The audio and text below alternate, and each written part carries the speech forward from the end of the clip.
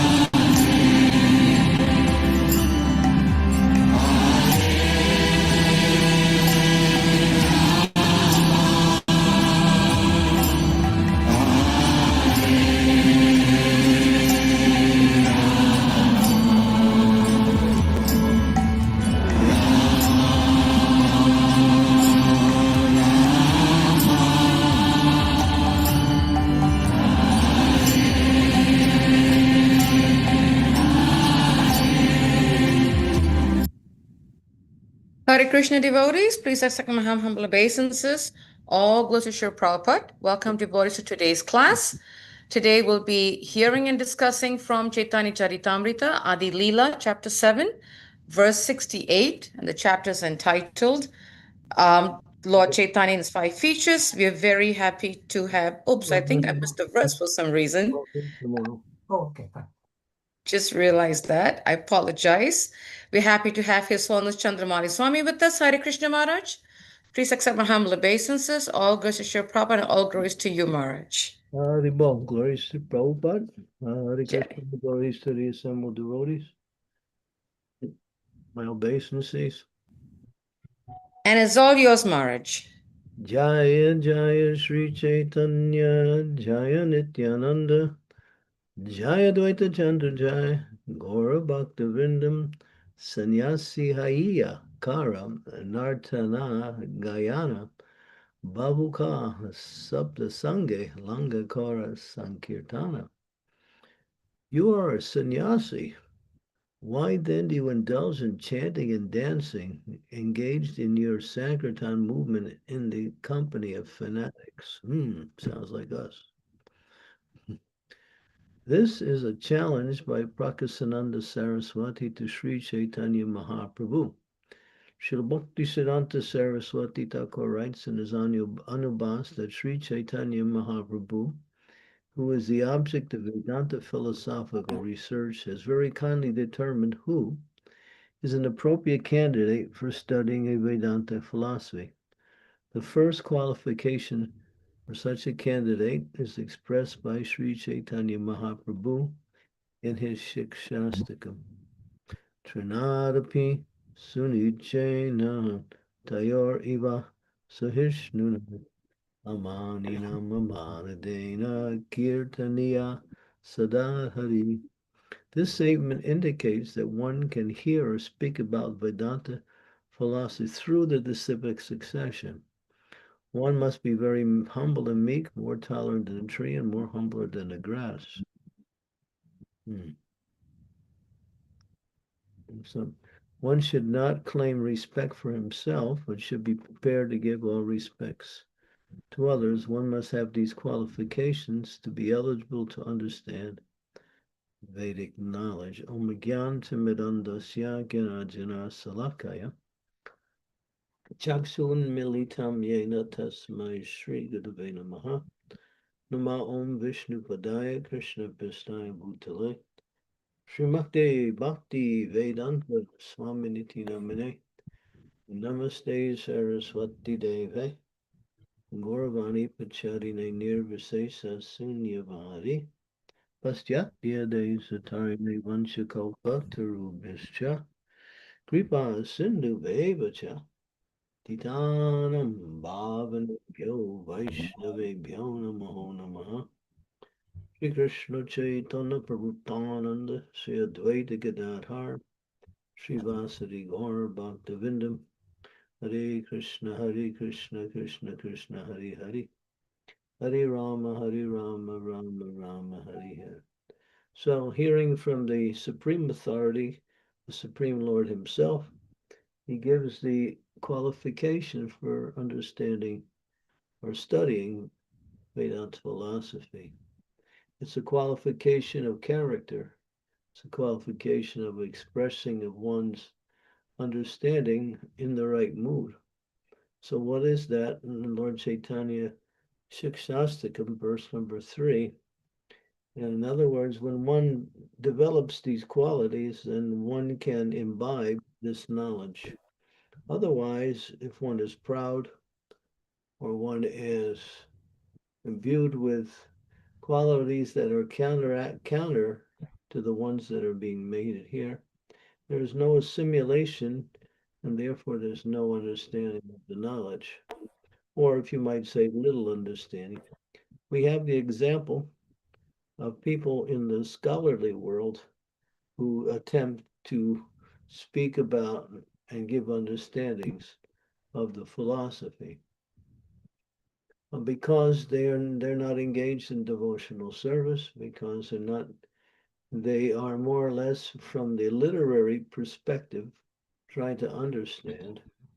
They give their explanations. It sounds very interesting sometimes and very, what you might say, even correct. But when you compare it with the same knowledge that is spoken by the great souls, you'll see there's a qualitative difference, both in the expression and in the ability to understand. So this is one of the main qualities that one should develop in order to enter into this study. And Bhakti Siddhanta also, in his Anubhasya, also talks about kirtan. He says, when someone asks him, what is the qualification for one to lead kirtan? He also quoted this verse, Trinadapi Sanichena. So these qualities are very attractive to the Supreme Lord, and they allow one to have a proper mindset. And in that proper mindset, they can enter into this deeper understanding of knowledge. So here, and this won't make sense to a lot of people who are literary experts who like to study, who like to give their own commentaries, who are considered to be what we say knowledgeable in the secular world. They delve into spiritual philosophy, but their activities are not in line with the proper mood, nor is their consciousness. So what they come up with, as I mentioned, it may sound very convincing, but it actually is rejected by the great souls and of course by Krishna himself. And it's kind of fashionable sometimes for devotees to, go, just like we have this AI now. So artificial intelligence. So if you want to get some philosophical understanding and you go to AI, you may get some practical knowledge, but the philosophical understanding, if they have anything, they simply repeat it from the great souls and just add it to their means of giving information like that. So AI may be okay because they're simply repeating the great souls. And in that way, it's the same knowledge. But when they go beyond that and try to do it in what we say, taking the knowledge and putting it together with other knowledge and coming out with some kind of purport, it is always faulty. Yeah, we have been experimenting once in a while just to test AI, just to see, and we see that even a lot of the things they say are completely wrong. But anyway, that's another topic. But that's just an example of how people will see knowledge simply as some rote understanding and not know that the quality of knowledge is the application of knowledge, and the application of knowledge is the realization of knowledge. And there's where all of these AI programs, fall short. They can't do that.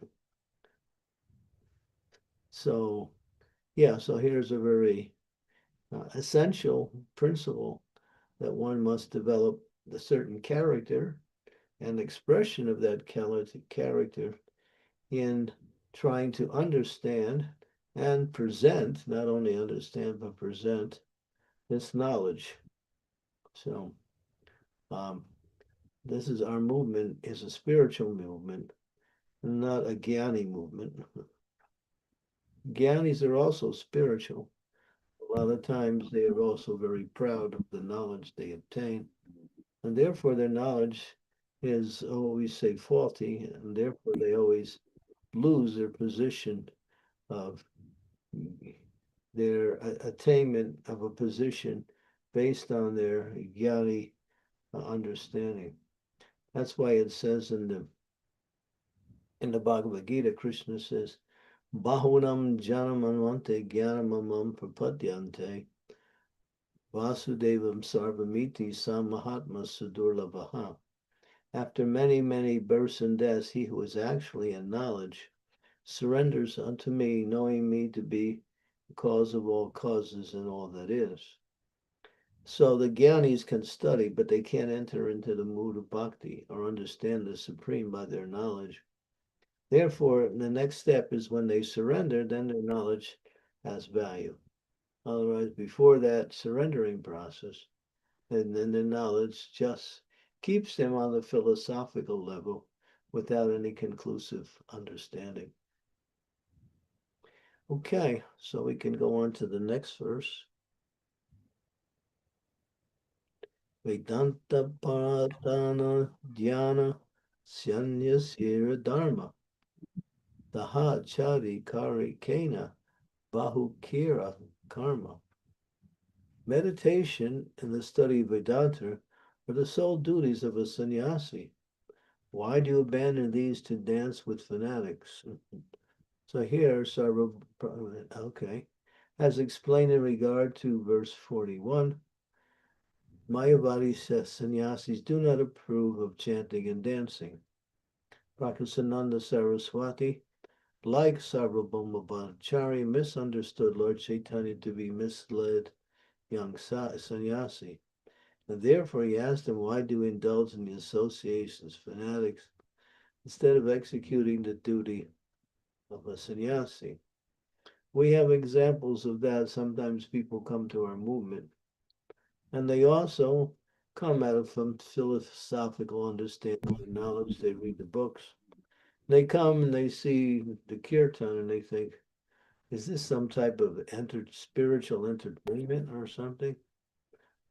And sometimes they just look and don't take part. But if they continue to associate, after some time, they'll start to feel the power of kirtan, and they take part. We have one great personality who was a very powerful spiritual master. He's no longer on the planet. He had that understanding. He told me, and he's mentioned his name is Bhakti Tirtha Swami. When he first came in contact with the devotees, he said, what is this singing and dancing? But later on, he became one of the best dancers and leaders of kirtan. So you see how by that association with the process, in the association of those who are inspiring, who are absorbed in the process, one starts to develop, the right understanding and takes part in it enthusiastically. Okay, so we can go to the next verse. We do have a little time before we can open it up for questions. Prabhave Dekiya Tome Shakshad Narayana Hinachara Karakena Ite Ki Karana. You look as brilliant as if you were Narayan himself. Will you kindly explain the reason that you have adopted the behavior of low-class people? he's really ignorant. He can't understand. Due to renunciation, Vedanta study, meditation, and strict regulative principles of their daily routine, Mayavadi sannyasis are certainly in position to execute pious activities. The Prakasananda Saraswati, on account of his piety, could understand that Sri Chaitanya Mahaprabhu was not an ordinary person, but the Supreme Personality of Godhead. Shakshat Narayan means directly Narayan. He considered him to be Narayan himself. Mayavadi sannyasis address one another as Narayan because they think they are all going to be Narayan or merge with Narayan in their next life. Prakasananda Saraswati appreciated that Lord Chaitanya had already directly become Narayan and did not need to wait until his next life. One difference between Vaishnava and Mayavadi philosophies is that Mayavadi philosophers think that after giving up their body, they're going to become Narayan by merging with his body, whereas Vaishnava philosophers understand that after the body dies, they're going to have a transcendental spiritual body in which to associate with Narayan. Yeah. So he's seeing the effulgence of the Lord, and he's attracted to that. That's why he seems to be bewildered. He can understand that this personality who has come, although he's dancing and chanting with low-class people, and he doesn't understand it, nor couldn't he, and he criticizes it. Still, he sees something wonderful in Lord Chaitanya. And according to the Mayavadi understanding, if one achieves perfection, he becomes Narayan and then becomes qualified to merge into Narayan, either in the life that they're in or when they leave the body and take birth in their next life. Not birth, but actually merge into Narayan himself. So this is some bogus philosophy that somebody created. They take the philosophy in the Shastras and restructure the meaning, even though they use the same words. That the living entity is one with God. That is true. We are one with God in the sense that we are of the same quality as God. But then again, Lord Chaitanya has given us the complete meaning. We are one and different simultaneously. And that difference is that we remain separate from the Lord and are quantitatively less. Just like Prabhupada was talking today, he's just like a spark. Stays near the fire, it burns along with the fire and becomes brilliant along with the fire. But that spark goes away from the fire, he falls down and becomes a piece of black carbon. But if you take that piece of black carbon and put it back into the fire, it regains its fiery qualities again. So the living entity has left the Supreme, and therefore his qualities have been extinguished. But coming back to the Lord in devotional service to the Lord, his qualities again start to manifest. But there is the difference. Mamai vamso jiva loke jiva bhuta sanatana masastana stani indriyani prakriti stani karshati. This that the living entity is struggling in this material world, but that living entity is part and parcel of the Supreme Soul, and he is Sanatana. He's also eternal. So sometimes the Mayavadis quote this verse and say, just see the living entity and the living is both, but they don't touch the word Sanatana.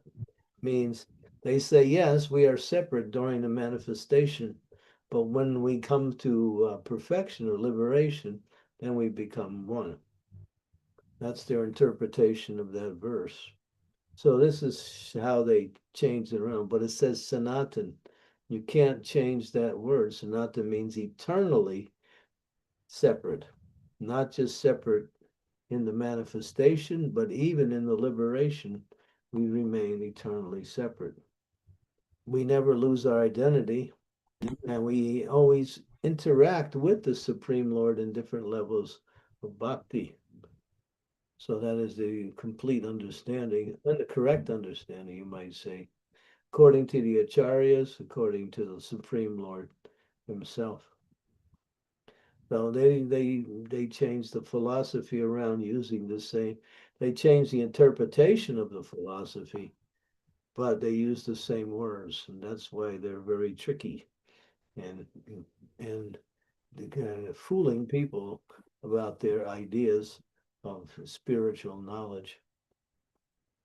Okay, so we can stop there, and we can see here that the living entity doesn't want to become God. The living entity wants to be the servant of God. Because as Srila Prabhupada and the Acharyas confirm, that the living entity enjoys just as much as the Lord does in the position of serving the Lord. Just like, and gets all the benefits that the Lord has. In other words, Prabhupada would use the example, just like a great personality may have a servant, and that servant will get the remnants of food of his master. He'll live in a nice building, and he'll have everything he needs because he is serving the great master. But he doesn't think I'm the master. He remains the servant, but still he gets the benefit of what the master gives, which is similar to what the master enjoys also. Okay, so you can stop there and always remember the living entity and the supreme soul are one and different, which is Lord Chaitanya's conclusive philosophy. Achintya beta beta tattva, simultaneously one in quality, different in quantity. Thank you so much, Marge, for this wonderful class. Amazing verses too. Very, very nice points that we can all meditate on. Marge, sorry, I would like to ask devotees if you're able to turn on your cameras wherever you're at, as much as possible so that we can have each other's association. And if there are any questions, please do raise your hand in the order, and I will call upon you in that order. Marge, we already have a question in the chat, so I'm going to read that. And this is from Harish, and he said, how is bhakti and surrender connected? It almost sounds like one cannot exist fully without the other. And what are some ways I can practice the principle that the Lord is my only shelter? Mm-hmm. Well,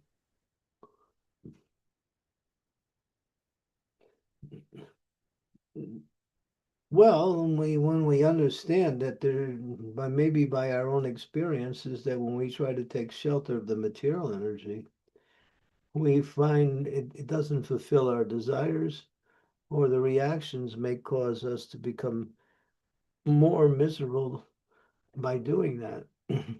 But the Lord is the controller of the material energy. So we take shelter of the controller, then the material energy doesn't work on us anymore. But the material energy uplifts us towards Krishna when we surrender to Krishna. So he's asking, what does it mean to surrender? Surrender means to make the desire of the Lord your desire, to make the instructions of the Lord your instructions. Those instructions are given to us through the spiritual master. So the instructions of the spiritual master become the means by which one surrenders and also connects with the Lord. So without that surrender, there is And without that connection, there is no surrender. Without that surrender, there's no connection. Yeah. So one has to abide strictly by the instructions of the spiritual master, and one is elevated to the transcendental platform, free from the reactions of the material energy, and finding satisfaction and happiness in the shelter of the Lord through surrendering to the Lord. And in the scriptures, they say, not my will, but thine be done. I give up what I like for what Krishna is asking me to do. That is surrender. I want to go to work and make some money, but Krishna says no. Join the temple and be a nice Hare Krishna. Sleep on the floor and eat some khichdi, and then enjoy the association of people who are like you. I'm just using it. I'm being a little facetious now, but anyway. But March, that's how it was in the old days anyway. You join the temple and you get khichdi. Yeah, I'm still eating khichdi. I haven't stopped yet. That doesn't.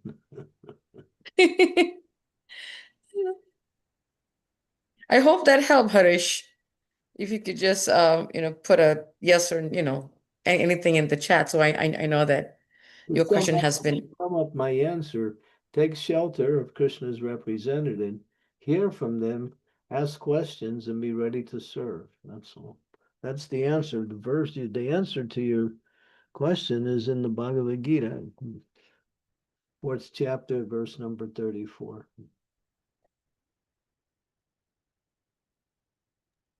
Thank you, Maharaj. Thank you, Harish. Krishna Kaviraj Prabhu, you're up next. Thank you very much. Please accept my humble obeisances. All glories to Srila Prabhupada. Very much. We hear many explanations about the importance of why chanting is so important. But can you explain why the dancing is so important? Well, dancing is an expression of happiness. So chanting brings happiness, and when that happiness increases, one wants to express that, and one feels the urge to dance like that. Dancing is, we might say, the ultimate expression of happiness. So now the people can dance in different ways. It says that some people, because of their limitations on the physical level, can't dance so much, but they can raise their arms and move their feet side to side. They can do that. That is considered the Swami step, and it's the recommended means for dancing also.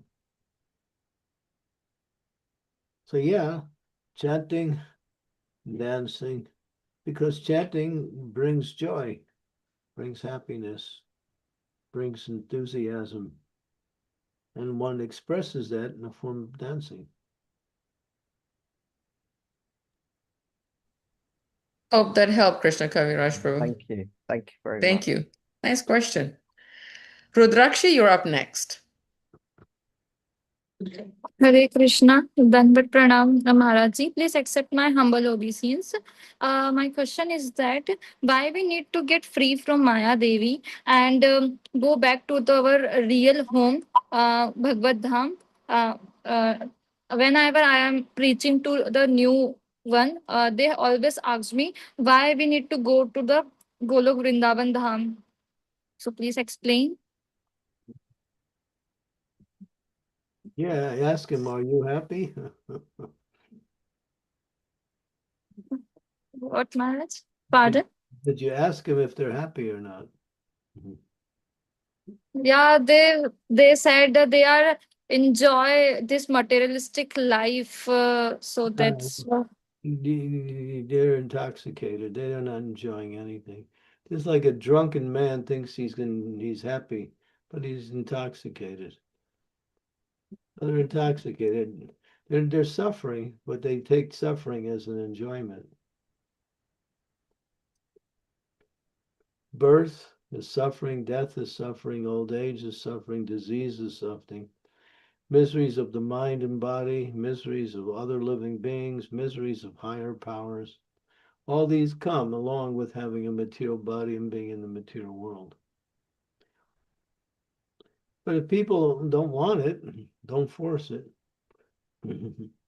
But if you try, you can try to convince them if they want to, discuss it, you can.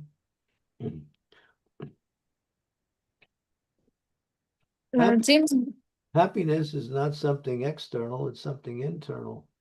It manifests itself externally. Just like when we were just saying, when you feel happy, you dance. That's an expression of that happiness. They have to get intoxicated to dance. Otherwise, they can't dance. Unless they join the Harinam party.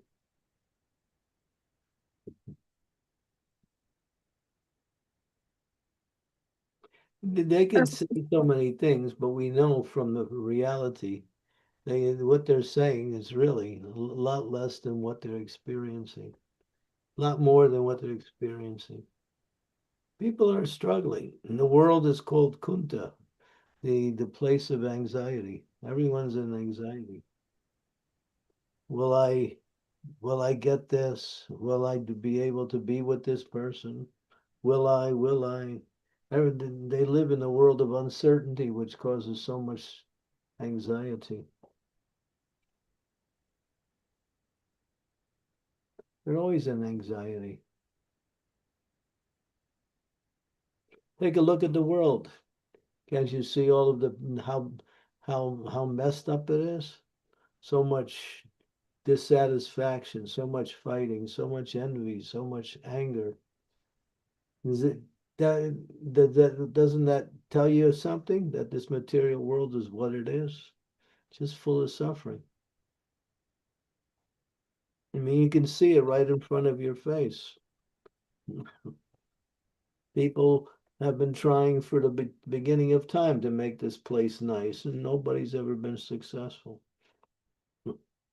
This is you can't do it. You can't put a square peg in a round hole. It doesn't fit. You can't be happy in the material world because Krishna tells you, and if you listen to him, you won't waste time trying to be happy. He says, Dukalayam asasratam. This place is temporary and it's miserable. But there's another place that is Satchitananda. It's eternal, full of knowledge and unlimited happiness. That's my abode in the spiritual world. And so anybody with some sense of, not even intelligence, some sensibility, will understand, why should I accept suffering as life? Let me get out of it.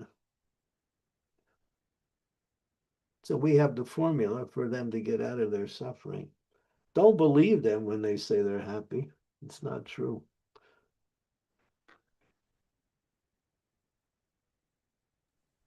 Ji Maharaj, one more thing is that what I can do them to convince them that it is a such a materialistic happiness and it is a temporary happiness. We need to go to the Golok Dham for a eternal happiness. So how do what should I do to make them feel like that? If you have to tell them that relief from suffering is not happiness. Relief from suffering is not, they accept when they're not suffering, they think they're happy. But that's just the main principle in this world is suffering, but when they get a little relief from it, they call it happiness. But real happiness is not indicated by a lack of suffering. Real happiness is the joyful nature of the souls.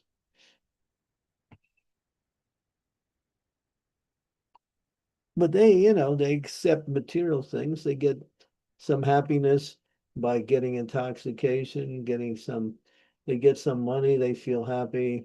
They get some position, they feel happy. They meet an old friend, they feel happy. But it's this feeling of relief that causes them to think it's happiness. That's all it is. It's not really happiness. Real happiness is the nature of the soul's existence. It's not. The body and mind cannot produce happiness because the body and mind are dead. They are not alive. They become alive by the presence of the soul.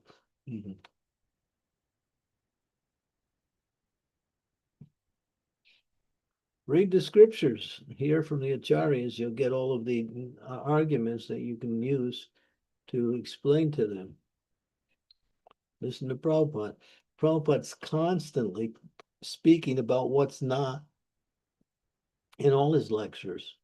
He always shows us what's not, and then he ends by saying what is.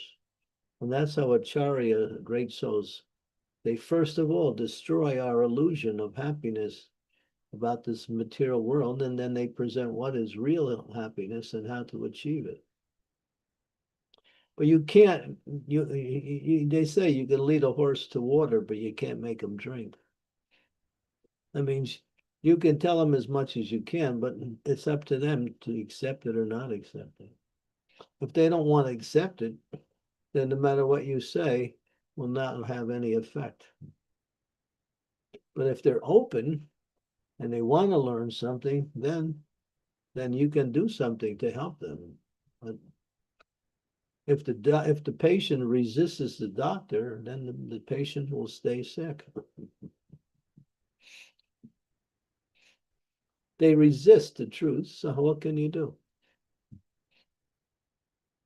Don't waste your time. But if you're determined to do something, you can just get more and more arguments and see if they're intelligent enough to accept your arguments, but they're not.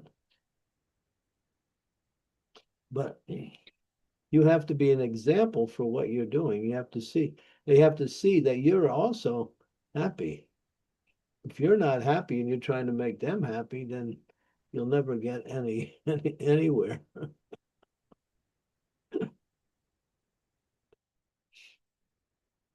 Are you happy? Yes, Maharaj, definitely. Okay, I believe you. Thank you so much, Maharaj.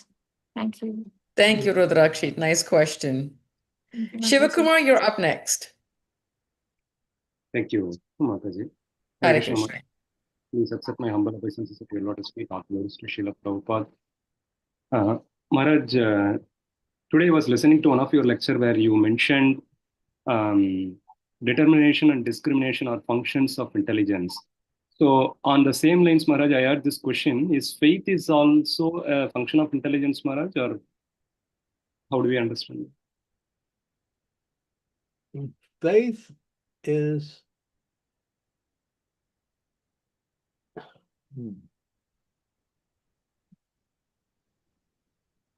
what is it? Faith is a belief in something that is beyond your understanding to explain. First, you have to know the object that you're putting your faith in, and then you can put your faith in that. Just like when you get on the airplane, you have faith that the pilot will get you there. How much do you know about the pilot? You don't know him at all. But have faith that the company is authorized, and therefore because the company is authorized, the plane is given the chance to carry people. So you put your faith in that. That's an example. So if you know a little bit about the nature of the Supreme Lord, you develop faith in the Lord. That the Lord is the object of whatever you're looking for in this world: happiness, longevity of life, satisfaction, peace of mind. So put your faith in something sublime, but before you can do that, you have to have some understanding. But even if you don't have understanding, if you accept the understanding of those who have faith in the Lord and adopt that same mood, then your faith is also good. Hmm. Okay. It's also beneficial. It's also corrective. Hmm. Hmm. Okay. Okay. So, Maharaj, just one follow-up question, Maharaj, on this topic. I heard in few lectures, Maharaj, that the Sukriti that we are giving in terms of favorable experience is what kind of uh, plays the role of impetus for someone to take up bhakti. But I just wanted to confirm, Maharaj, is that the only impetus, the positive, favorable experience that we Well, give as Sukriti? the other one is causeless, and that is the mercy of the Spirit, the great souls. They go around canvassing, giving out Krishna's mercy to anybody who's a little bit receptive. Okay. You might say pious Sukriti is a quality that allows one to accept that mercy. That is also there. But even if you don't have that, still people can become Krishna conscious or become attracted to Krishna consciousness. Hmm. Okay. But yeah, Krishna says 4 kinds of people come to me. Those who are uh, suffering materially, those who are in need of wealth, material gain, those who are inquisitive, and those who are seeking knowledge of the absolute truth. The first 2 are material, the other 2 are more developed. But the idea is to come. It doesn't matter how you come. Jagaya Madai, they were, dacoits, but because they got the mercy of Lord Nityananda, and then eventually the mercy of Lord Chaitanya, they became great devotees.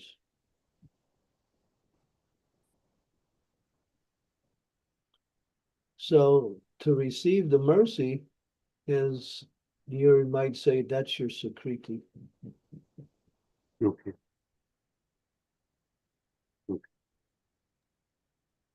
Hope that helps, Shivakumar. Yes, sir. Thank you, sir. Hello. Very nice questions. Thank you so much. Any questions from devotees, please do raise your hand or put in the chat and I'll be happy to read it. Marge, when you were giving the class in the first verse this morning on my side in this country, Marge, you were speaking about, AI, sometimes devotees, people search something and comes up whatever. And I'm beginning to realize, Maharaj, that because people in general, go to AI to solve their problems as opposed to going to a professional, for example, a doctor or something. But I also see, Marge, that people have taken shelter of seeking association with AI as opposed to personal association. How can we help that? Or can we do anything about it? Because it's really sad that they've taken the machine to be association, but not a human being. It's the extension of what we've been doing for years with cell phones. It's the same thing. You see people sitting, hours on their cell phone. They're oblivious to everything around. They enter into the world of cell phone. Yeah. And this is what all of this automated society has created, substitutes for relationships. Yes. And it's so sad, Marge, that relationships, I mean, of course that exists in a family, but I mean, just friends, like just devotees sitting and having a relationship. It's just so hard. Really? Maybe you're. They don't have the time, Maharaj. They don't have the time. I think it depends on what country you're in. Probably, Maharaj. Probably in this fast-paced world, people just don't have the time. That's true. But if you go to certain areas of the world, there are people who spend more time on a personal level. they might do it as the entertainment is the medium by which they come together. Mm. Like where I am in the Balkans, when I preach in those countries, people are very social and they spend a lot of time with each other. They'll go out, they'll go to the different restaurants, the outdoor cafes and they'll sit there for hours, mulling over a meal, but they'll be talking to each other. They do it, you'll see that in Croatia, Slovenia, especially Croatia. They can sit and talk for forever. Oh, that's so nice. Yeah, but a lot of it's just waste of time though. Oh, yeah, right. That's the other part of it. Yeah. But when you do it, that's with Krishna in the center, and then Mhm. that value then brings, because we try to come together based on some commonality that will satisfy both people. And that's called social life. But in spiritual life, but the commonality is both are seeking higher consciousness. Both are seeking a relationship with the Supreme Lord. And therefore, that relationship goes deeper than just the superficial social and material relationships that people enter into to find some kind of happiness.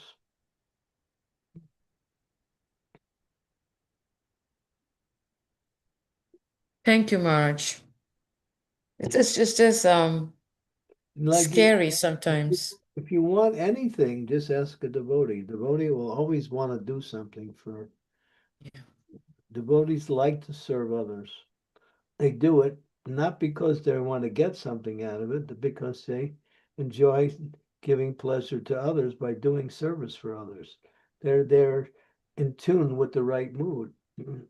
So anything you need, just go to a devotee. They can help you. Our only hope, Maharaj, is the devotees, right? Like, wow.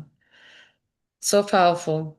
So powerful. Thank you, Maharaj. But Thank you. I know being a temple president, you're always busy. Maharaj, I don't know how to answer that, Maharaj.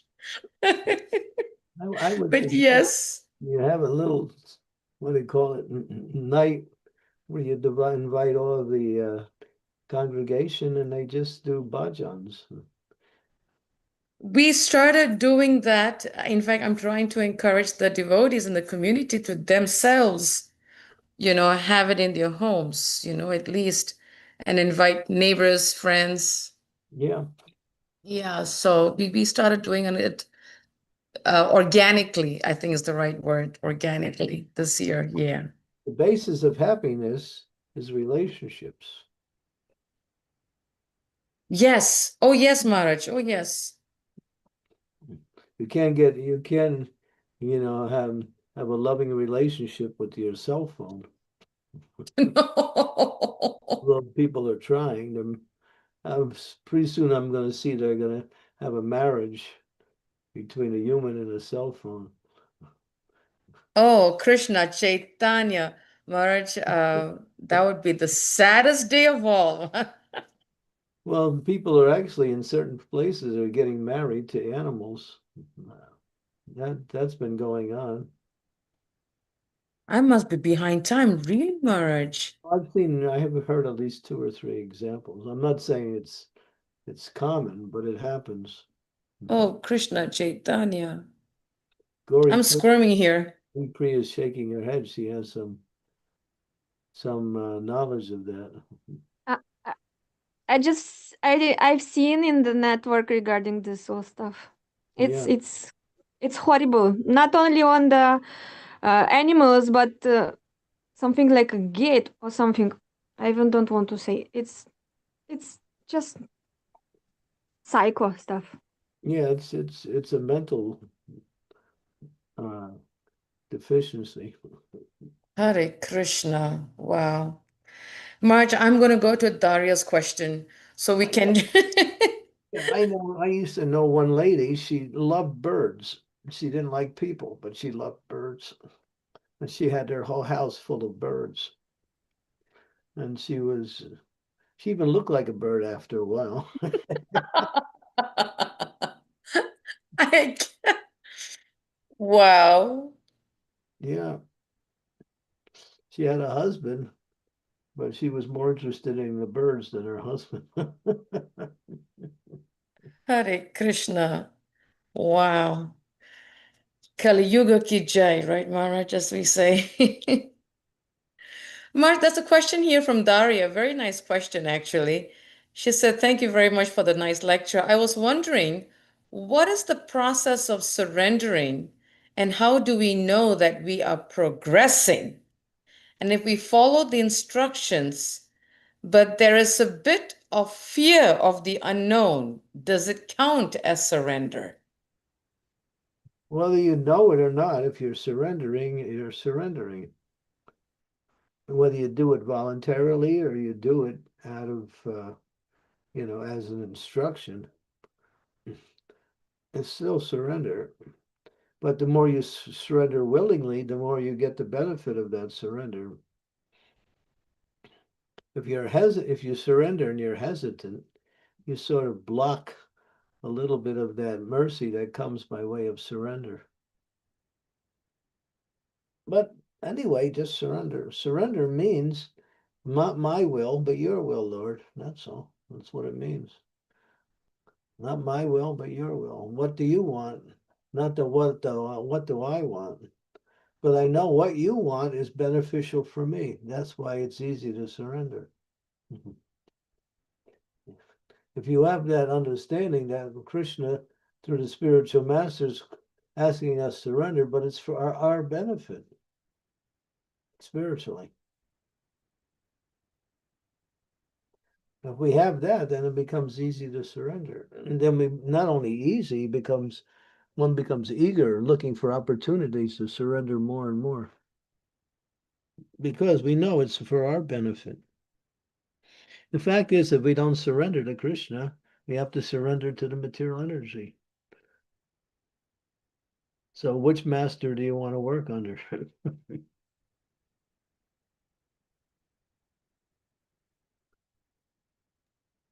I hope that helped. Sorry, Maya go ahead, Maharaj. is there to help us surrender to her.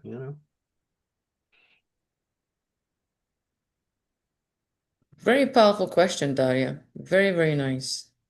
Yes. Any questions from devotees, please do raise your hand. But I'll then put in the the answer to Daria's question is that she should develop more faith, and then it will be easy to surrender. Her faith is not so strong. You have to strengthen your faith, and then surrender becomes nice, easy, beneficial.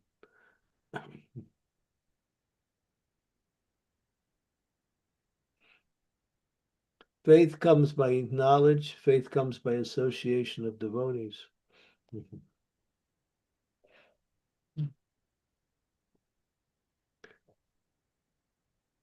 very, very nice question, Daria. Thank you for asking.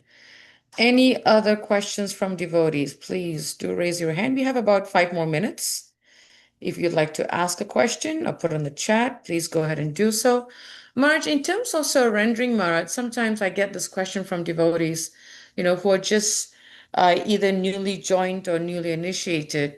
And sometimes they have this conception that they have to be fully surrendered at the point of joining the movement or the process. And so they kind of be very hard on themselves rather than allowing themselves to grow. So, should surrender marriage be an organically growing process? Well, the thing is, we speak about it many times, how Krishna demanded surrender, Sarvadharma Parikshajam Malik. And he said, do that, and then you'll get all the benefits of surrender, and you'll get my mercy, you'll be engaged in proper activity. But Lord Chaitanya dispensed with all that idea. He said, just chant, dance, take prasad.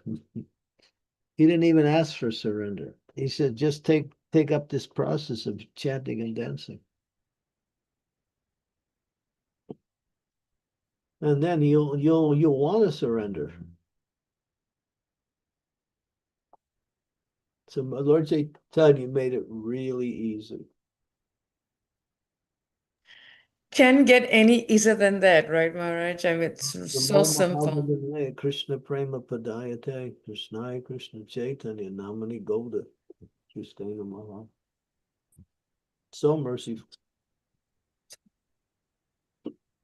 And we have seen, March, how people just come for the prasadam, for the chanting, and for the dancing, and that's it. And then they just slowly, organically just start to adapt the lifestyle and they find it really nice and they start surrendering.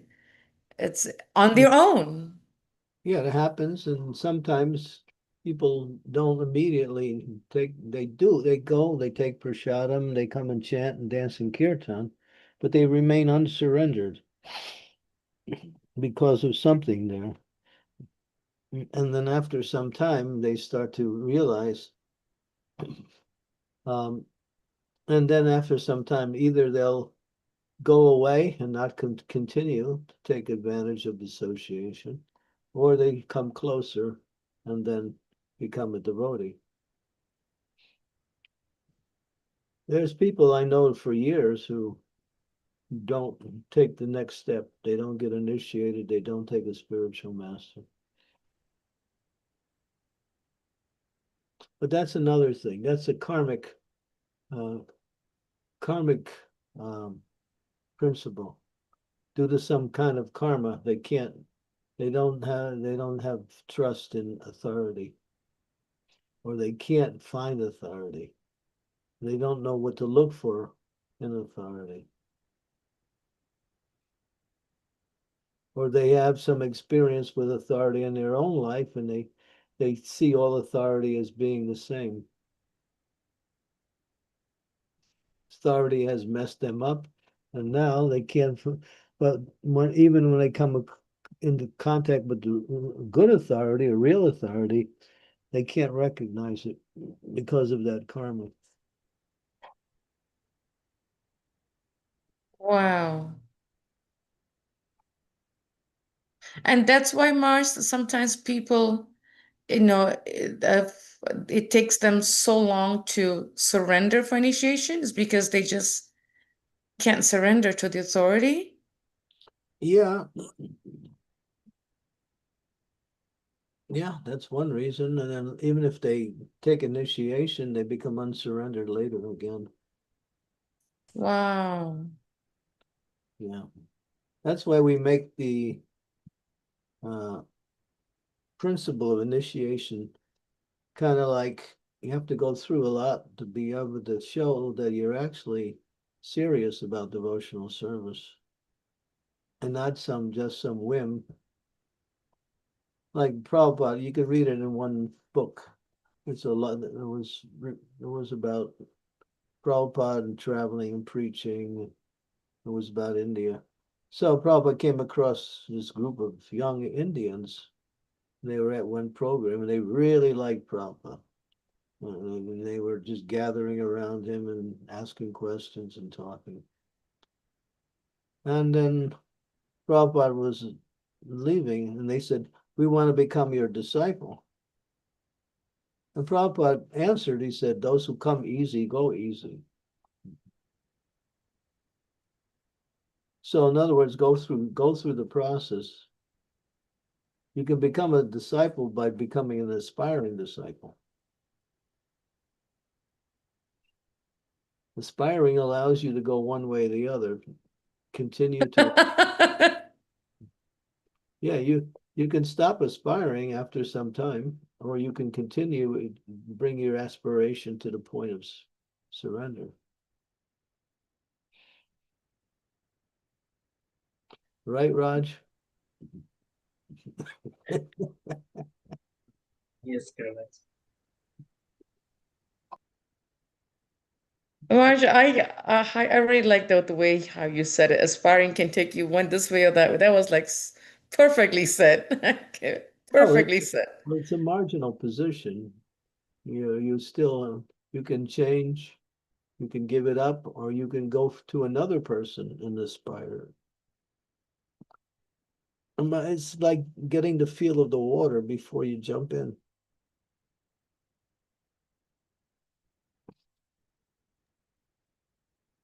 Is it warm enough or not? Maharaj, jump in.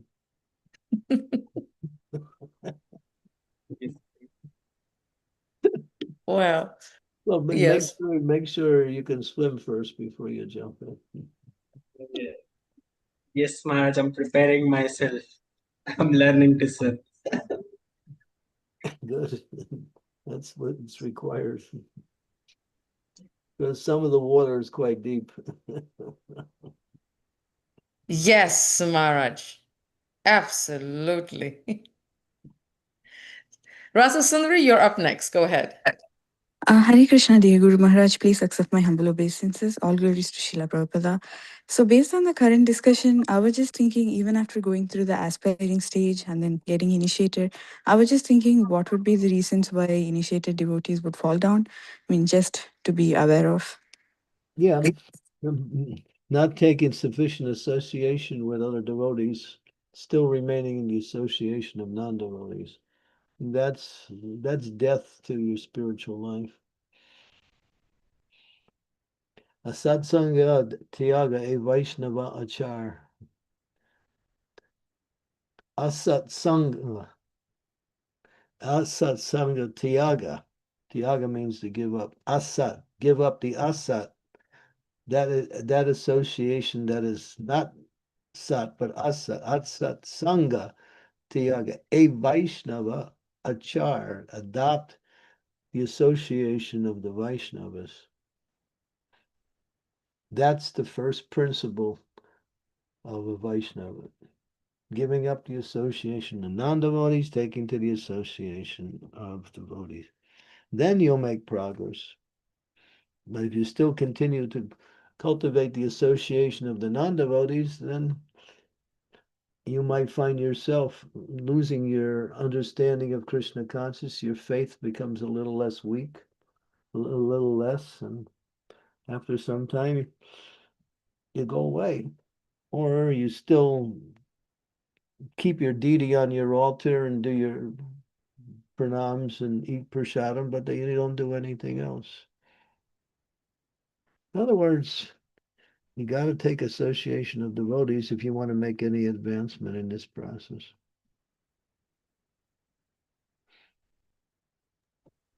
Hope that helped, Rasa Sundari. Yes, Mataji. Thank you. Thank you very much, Maharaj.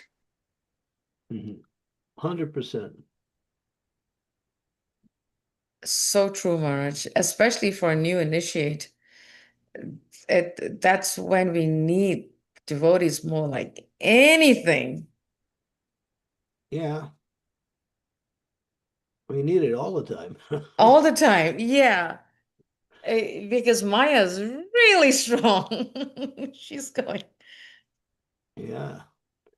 Really. Yeah, she's a pure devotee. Yes. She's going to test us all the way through. All the way through. Yes. Yeah. When she sees that you're fully surrendered, she offers her obeisances and congratulates you. Wow. Amazing. Any other questions from devotees? Okay, because we just got to the mark of 40 minutes. Marge, we want to thank you for this wonderful class, Marge. Such a beautiful questions about surrendering and chanting and faith. You know, that has been what I've been hearing a lot is surrendering and faith. And hope we all learned a lot from how we can improve our faith by association and increasing our surrendering. Thank you, Marge, for your time. I know you have a very busy schedule and still you give us so much of your time, and we thank all the devotees for your time. Vanchakapribhyascha kripasindhubevacha patitana pavanebhyo vaishnavebhyo namo namaha. Srila Prabhupada ki jai. His Holiness Candramauli Swami ki jai. Okay.